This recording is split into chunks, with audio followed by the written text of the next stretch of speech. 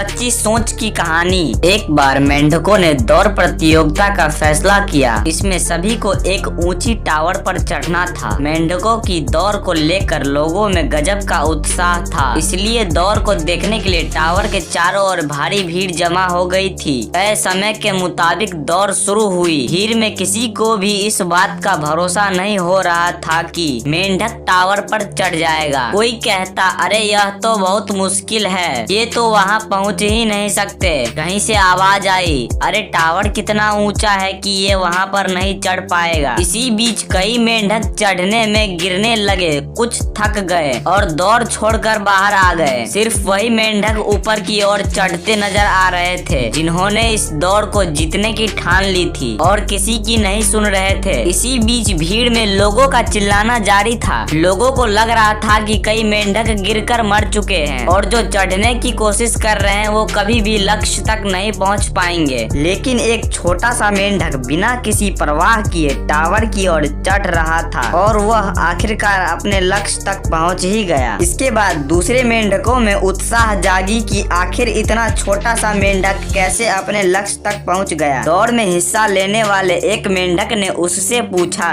अरे भाई तुम कैसे वहां तक पहुंच गए? लेकिन किसी को यह बात पता नहीं था कि जीतने वाला मेंढक सुन नहीं सकता है। वह बहरा था, इसलिए लोगों की बात उसने नहीं सुनी और अपना काम करता हुआ आगे बढ़ता रहा और अंत में वह विजय हुआ। इसलिए कभी भी यह नहीं सोचना चाहिए कि लोग क्या कह रहे हैं। लोगों की नकारात्मक सोच और बात पर कभी ध्यान नहीं देना चाहिए। जो लोग ऐसे किसी भी बात को नहीं सुनते हैं और सकारात्मक रूप से अपने काम में लगे रहते हैं, वे हमेशा अपने लक्ष्य को हासिल करने में कामयाब होते हैं। तो दोस्तों, यह थी एक सच्ची सोच की कहानी। अगर यह कहानी आपको अच्छी लगी तो वीडियो को लाइक करके चैनल को सब्सक्राइब कर ले, क्योंकि इस चैनल पर हम ऐसे रोमांचक कहानियां लाते रहते हैं। धन्यवाद।